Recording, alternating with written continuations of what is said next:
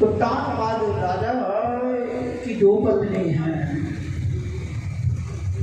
पहली सुनीति और दूसरी सुरुचि। सुनीति कहते किसे हैं? कौन होती है सुनीति? सुष्ट नीति ही सहा सुनीति, जो सुंदर नीति है जिसकी, जो नीतिज्ञ है, जो शास्त्रों की बात को लेकर के चलती है, शास्त्रों का आश्रय लेकर के चलती है, शास्त्रों के कथानुसार चलती है, उसे सुनीति कहते हैं। जिसके सुंदर विचार, सुंदर नीति है जिसकी, जो घर को एक झाड़ू की भांति बांध कर के रखे, अपने परिवार को, उसे सुनीति कहते हैं। सुरुचि किसे कहते हैं? सुरुचि का अर्थ होता है सुर धन जी। सुरस्य, जिसका सुर किसी ताल में ना मिले। मैं ये वो ताल स्वर की बात नहीं कर रहा हूँ, संगीत वाला, जिससे किसी की बने ना, उसे सुरुचि कहते हैं। तो तानपाद महाराज की दो पत्नी हैं, एक सुरुचि और एक सुनीति। बड़ा सुंदर भाव है। एक बार की बात है, महाराज ध्रुव, महाराज तानपाद अपने सिंहासन पर आरूढ़ हैं और ध्रुव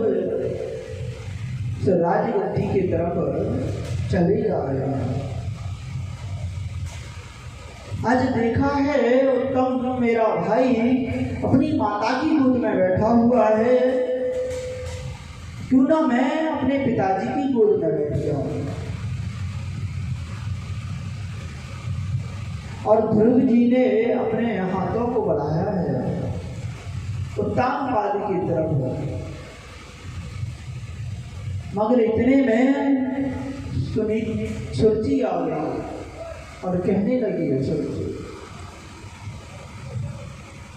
आज फटकारने लगी है, तो इस गद्दी का अधिकारी नहीं है, क्योंकि तूने मेरे गर्भ से जन्म नहीं दिया। और कहने लगी इस गद्दी पर तो तू तभी ही बैठेगा जब तू मेरा पुत्र बन करके आएगा, मेरे गर्भ से जन्म लेगा। बड़ा सुंदर भाव है, वेद व्यास जी ने लिखा है, तस्ताद वै पुरुषम तस्यानुमान ग्रहण है, स्वाध्याय दक्षसी निपासन। तो वन में जाओ और जाकर के भगवान को प्रसन्न कर। भगवान जब प्रसन्न होकर के आए और तुझसे वरदान मांगने की कहें, तो तू वरदान में यही मांगना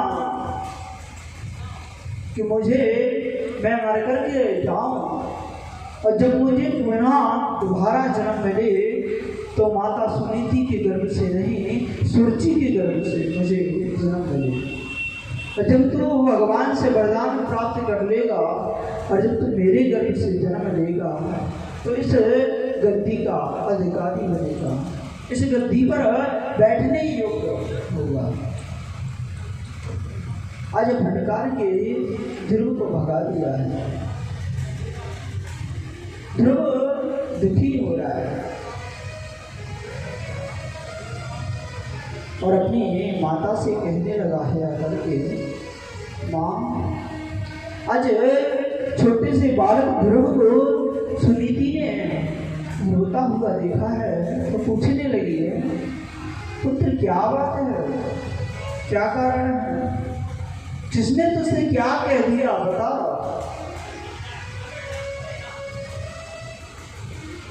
बता तो सही। और ध्रुव जी कहने लगे, माँ, वो मौसी माँ है ना, उसने मुझे डांटा है, उसने मुझे फटकारा है। क्या ऐसी भी माँ होती है? बताओ माँ, तू मुझे कितना प्यार करती है, और एक वो जो तू कहती है रानी माँ है, रानी माँ क्या ऐसी माँ होती है? और कहने लगी है जी महाराज, रानी यदि मेरी माता है, रानी यदि मेरी माता है, तो इतना क्यों रिसे आती है? रानी यदि मेरी माता है, तो इतना क्यों रिसे आती है? मेरी माता है, तो इतना क्यों रिसे आती है? क्योंकि माँ तो माँ होती है। माता तूने बेटे को, हो माता तूने बेटे को, क्या ऐसे कटु वचन सुनाती है?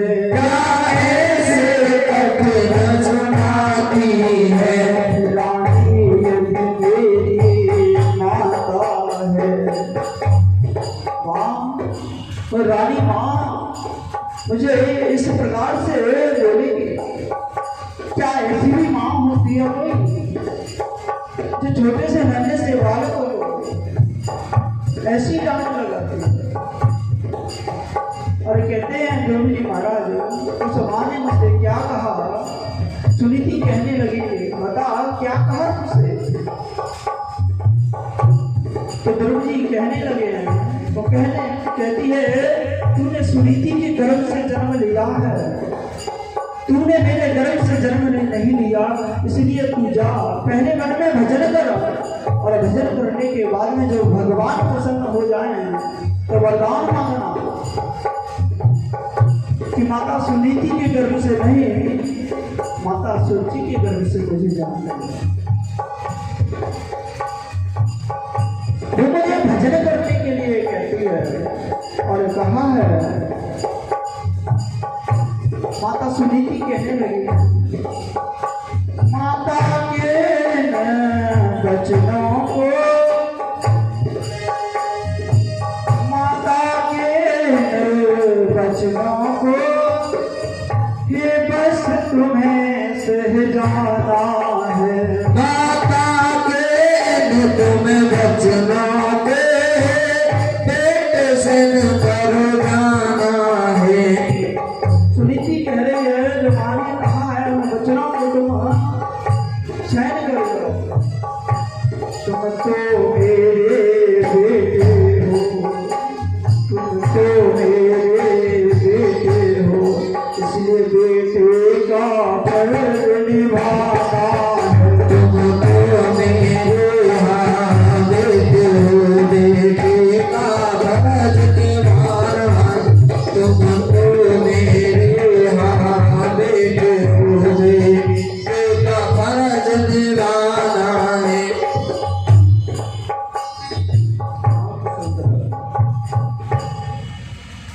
अगर मौसी माँ कह रही है तो सही तो कह रही है। घर में जाओ भजन कर, ये संसार जीव है, जो संसार में जो भी कुछ वस्तु है, तू ध्रुव है, और ये वस्तु है जो संसार की बुद्धि है, जो राज्य गद्दी है। संसार की कोई भी वस्तु है तो अध्रुव है, उसका विनाश निश्चित है। अरे तू उस परमपिता परमात्मा का ध्यान कर, उसकी गोद में बैठ। बड़ा सुंदर भाव है। आज ध्रुव जी कहते हैं माँ वो परमात्मा हमें जैसे छोटे छोटे, वो भगवान हम जैसे छोटे बालकों को भी दर्शन देने आएगा क्या? मैया सुनीति कहते हैं हाँ पुत्र, तेरे जैसे जो छोटे बालक हैं, तेरे जैसे जो छोटे पुत्र हैं ना, उन पर वो भगवान बहुत ही जल्दी प्रसन्न हो जाते हैं। वो तेरा मार्गदर्शन, वो तुझे दर्शन देने जरूर आएंगे। आज ध्रुव जी ने अपने मैया को प्रणाम किया है तो सुनीति कहने लगी है पुत्र, क्योंकि सुनीति जानती है अगर मेरा बालक, अगर मेरा ध्रुव वन में जाएगा और माता के लिए अगर इसके मन में कोई भी बात रहेगी, कोई द्वेष भावना रहेगी, तो ये वन में भजन नहीं कर पाएगा। इसलिए माता सुनीति, कितना सुंदर भाव है माता सुनीति का, कहने लगे पहले अगर तू जा रहा है वन में तो पहले अपनी रानी माँ से आशीर्वाद तो लेकर के आना। रानी माँ जब तुझे आशीर्वाद देगी ना तो भगवान तुझे जल्दी मिल जाएंगे। और ध्रुव जी महाराज रानी माता के पास में गए आशीर्वाद लेने के लिए। बड़ा सुंदर भाव है। रानी माँ कहने लगी है ध्रुव किस लिए आया? ध्रुव जी कहते हैं माँ मैं वन में जा रहा हूँ भजन करने के लिए, मुझे आशीर्वाद दे कि मुझे भगवान की प्राप्ति हो, भगवान मुझे दर्शन देने के लिए आए। तो सुरची कहने लगे हाँ, एक बार तो उसका मन पिघल गया, कितना छोटा सा बालक वन में जाएगा भजन करने के लिए, इसे शेर वगैरह खा जाएंगे। मगर दुष्ट लोग होते ही हैं, कुछ देर के लिए ही उनका मन पिघलता है, कुछ देर के लिए उनकी अंतर आत्मा जो है वो मरती है। मगर फिर बाद में सोचने लगी हुई सुरची कि वन में जाएगा शेर वगैरह खा जाएंगे उसको, तो मेरे राज्य में जो वाला हिस्सा लेगा उसका कंटक खत्म हो जाएगा, वो कंटक खत्म हो जाएगा। ध्रुव जब शेर वगैरह खा जाएंगे तो राजगद्दी का मालिक मेरा पुत्र उत्तम हो जाएगा। और कह दिया जा जा भजन करने के लिए बोलना है। किसी ने बड़ा सुंदर लिखा है, कस्तूरी क्यारी करी और केसर की रही खाग, पानी दियो गुलाब को तब रही प्याज की प्याज से। कस्तूरी की क्यारी करी है, केसर की उसमें खाद दी है, पानी दिया तो साधारण पानी नहीं दिया, गुलाब का पानी दिया, मगर फिर भी रही प्याज की प्याज, उस दुर्गंध उसकी नहीं गई। ऐसे छोटे से बालकों को देख करके सुरची के मन में उसके विचार बदले नहीं। और पुनः मैया सुनीति के पास में आया है ध्रुव, कह रहा है हाँ मैं जा रहा हूँ भजन करने के लिए। तो सुनीति कहती है हाँ पुत्र जा, और भगवान का भजन करना वन में जा करेंगे, क्योंकि संसार में वो ही माता श्रेष्ठ है। गोस्वामी तुलसीदास जी भी इस बात को कहते हैं, पुत्रवती जगती जग सोई, जय राम श्री राम जय राम, पुत्रवती जगती जग सोई, श्री राम जय राम जय जय राम, रघुपति जगत जास सुख होई,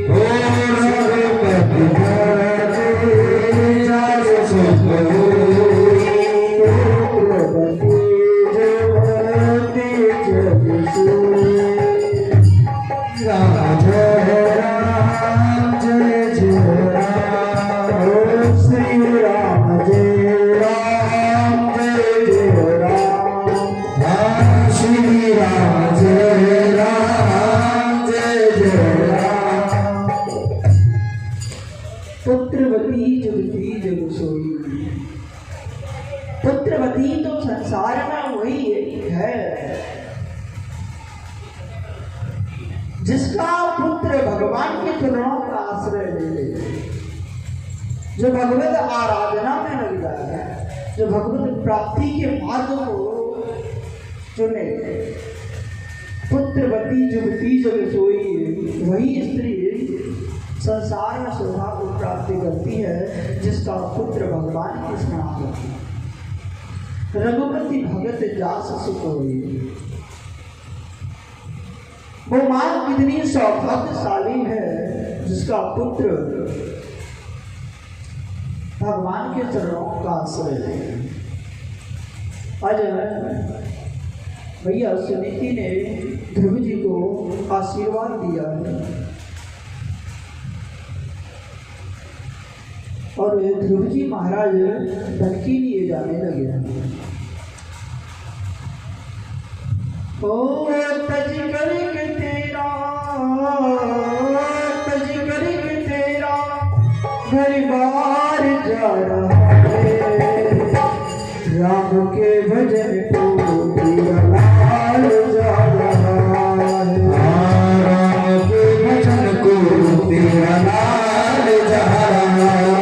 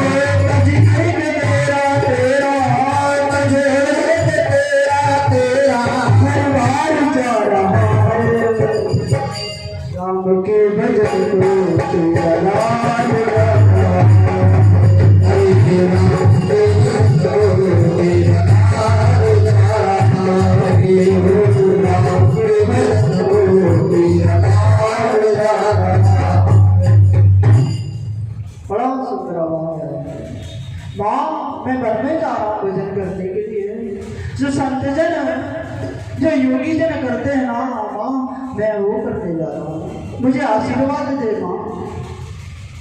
आज सुनीति भैया ने ध्रुव जी को आशीर्वाद दिया और ध्रुव जी वन के लिए चले गए। जब तक मैया को ध्रुव जी देखते हैं तब तक वो देखती है।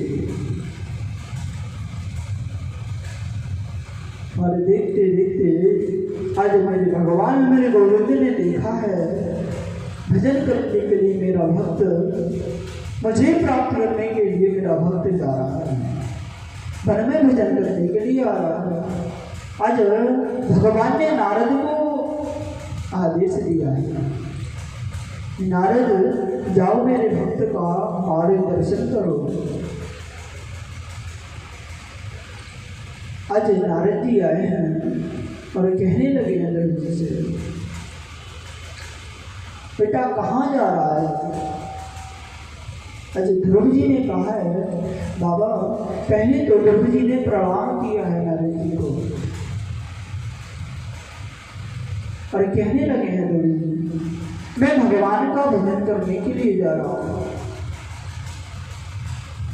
नारद जी कहते हैं कि अभी ये भजन करने की उम्र नहीं है तेरी, अभी तो तू छोटा है, अभी बालक है, अभी तो खेलने कूदने की उम्र है तेरी। पहले खेल कूद और कुछ बड़ा हो जाओ, शादी विवाह हो जाए और शादी विवाह के बाद में इस गृहस्थ जीवन का अच्छे ढंग से पालन पोषण कर, और जब इस गृहस्थ जीवन से पूर्ण हो जाए गृहस्थ जीवन, इसके बाद में वानप्रस्थ आश्रम का आश्रय लेकर के भगवान का भजन करेगा। अभी तो तू जा रहा है ना भजन करने के लिए, पता नहीं कब तुझे कौन सा शेर मिलेगा, जंगल में कौन खा जाए तुझे, पता नहीं, अभी तो बहुत छोटा है। और ध्रुव जी कहने लगे हैं नारद जी से, इस शरीर को अगर कोई जीव जंतु भक्षण कर लेगा, कोई खा लेगा इस शरीर को, तो कम से कम उसकी आत्मा की तृप्ति तो होगी। और वैसे भी ये शरीर आता किस काम के लिए? चलो कभी किसी का आहार भी वगैरह बन जाए, कम से कम उसके मन को तसल्ली तो होगी, उसकी झुला शांत होगी। आज नारद जी समझ गए, बड़ा ज्ञानी है, बहुत ही योग्य है।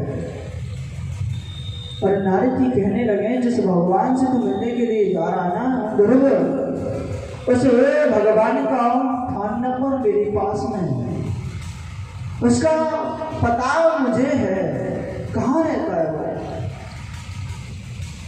उसकी सब जानकारी मुझे पता है। तो ध्रुव जी कहने लगे हैं भगवान बताइए कहाँ रहते हैं वो? नारद जी कहने लगे हैं ध्रुव भगवान को प्राप्त करना चाहता है तो अगर तो पहले तुझे गुरु बनाना पड़ेगा, और बिना गुरु के भगवान की प्राप्ति नहीं होगी। जब तक तो गुरु नहीं बनाएगा तब तक भगवान तुझे दर्शन देने के लिए नहीं आएंगे। क्योंकि गोस्वामी तुलसीदास जी भी रामायण में लिखते हैं, बड़ा सुंदर भाव है, गुरु बिन भाव निधर, गुरु बिन भाव निधर तरह न कोई, जो भी रक्त शान करे श्याम होई। राम सिया राम सिया राम जय जय राम, राम सिया राम जय। गुरु बिन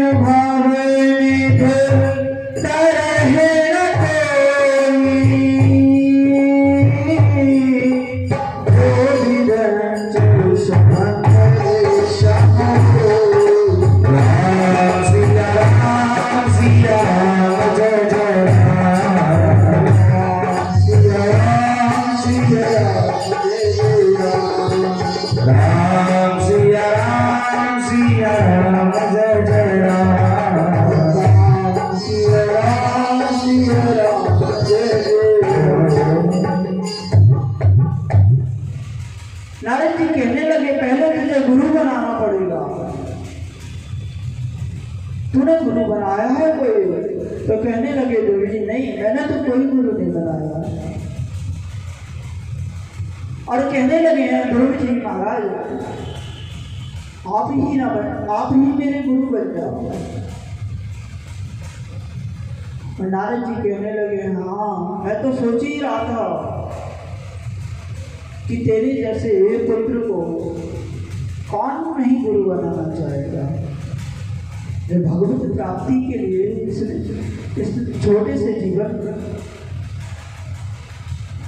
जो तुझे तेरा गुरु बन जाएगा, जो तुझे सुंदर शिक्षा देगा, जो तुझे नाम मंत्र देगा, वो गुरु की कृतार्थ हो जाएगा।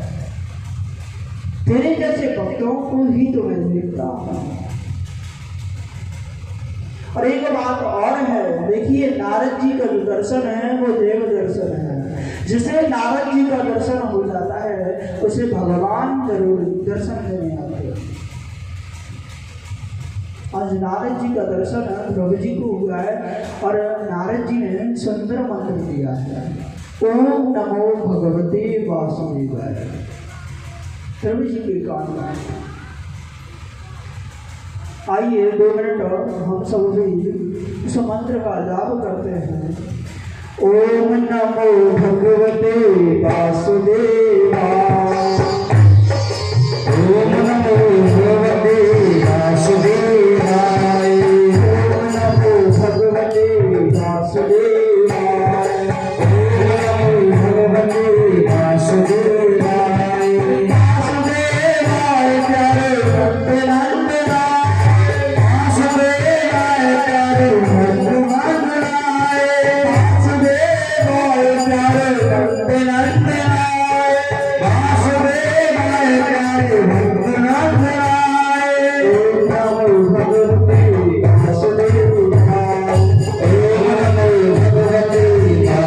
वासुदेवाय प्यारे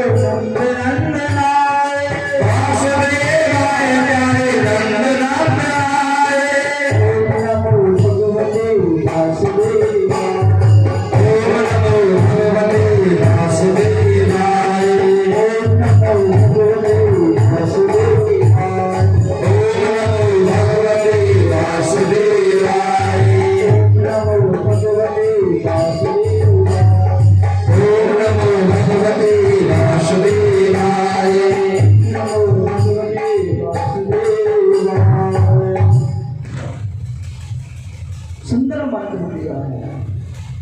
कहने लगे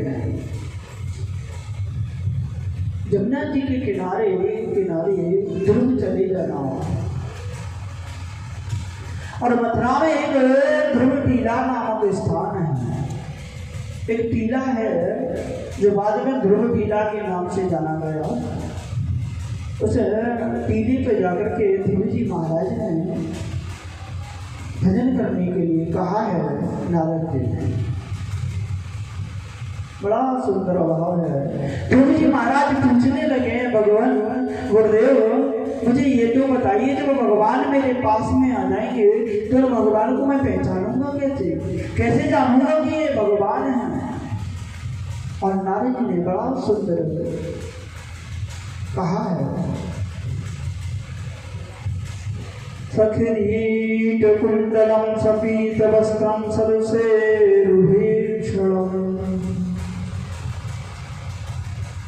भगवान के 4 हाथ होंगे जिनमें शंख चक्र गदा पद्म धारण किए होंगे।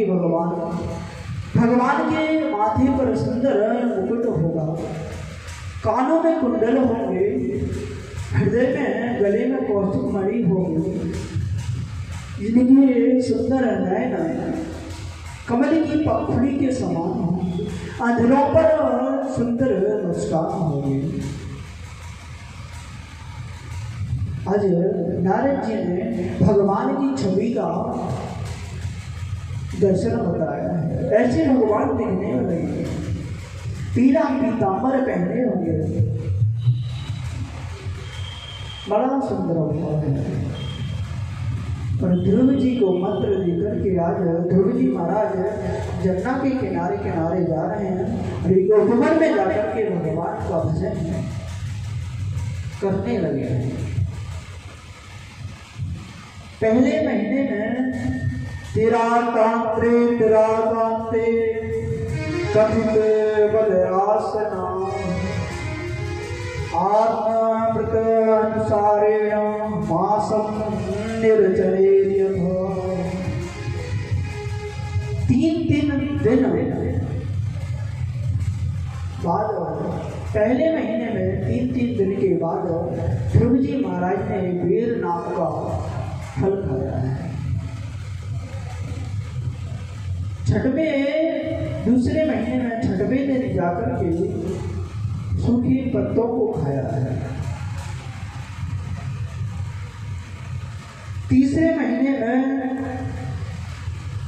ध्रुव जी महाराज ने और कठिन तपस्या करने लगे हैं। पत्तों को भी छोड़ दिया खाना, सिर्फ जल पी करके रहते हैं। चौथे मास में 12 दिन जाकर के केवल वायु का आहार लेते हैं। और 5वें महीने में तो गजब कर दिया है। कहते हैं 5वें मास न प्राप्ते जित सांसो निपात्मजा ध्यायन ब्रह्म पादैके तस्तु शास्त्र साचल।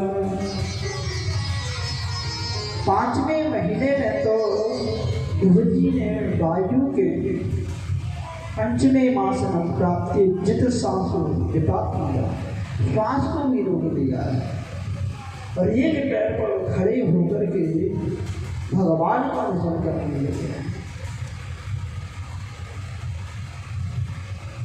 नारद जी ने ध्रुव जी के मन में जो सुंदर छवि को बताया, भगवान का दर्शन भगवान में इतने लीन हो चुके हैं भजन में, तब में तो उन्होंने अपनी श्वास को भी अवरुद्ध कर लिया। ऐसा तब ध्रुव जी महाराज को, जिस समय ध्रुव जी महाराज ने सांस लेना भी बंद कर दिया तो देवताओं में हलचल मच गई। और देवताओं में जब हलचल मच गई, देवताओं को सांस लेने में दिक्कत हो गई। भगवान का भक्त भजन कर रहा, भगवान का भक्त जब सांस नहीं ले रहा है, देवताओं को सांस कैसे? और जाकर के भगवान से देवता लोग, इंद्र गया है भगवान के पास में, कहने लगा भगवान क्या हुआ, बड़ी दिक्कत हो रही है, बड़ी परेशानी हो रही है, सांस ऐसा लगता है कि दम घुट रहा है, क्या कर रहे हैं? भगवान विष्णु कहने लगे मृत्यु लोक में, पृथ्वी लोक पर मेरा भक्त भजन कर रहा है, जब तक मैं उसको दर्शन नहीं दूंगा तब तक परेशानी सांस लेने में दिक्कत होती रहेगी। तो इंद्र कहने लगा भगवान जल्दी करिए, जाइए ना, उसे दर्शन दीजिए। तो भगवान कहते हैं इंद्र, अगर वो कहीं नहीं तुम्हारा पद मांग ले, स्वर्ग का राज्य मांग ले, क्या मैं दे दूं? तो इंद्र कहने लगा दे दो भगवान, मगर जाओ। और भगवान ने गरुड़ को याद किया है और भगवान गरुड़ पर सवार होकर के ध्रुव जी के लिए गरुड़ पर सवार होकर के माता लक्ष्मी के साथ में भगवान आए हैं। सुंदर भगवान ने ध्रुव जी को, पहले ध्रुव जी का दर्शन भगवान ने किया, कितना अद्भुत भक्त है, कितना प्यारा भक्त है, बड़ा सुंदर भाव है।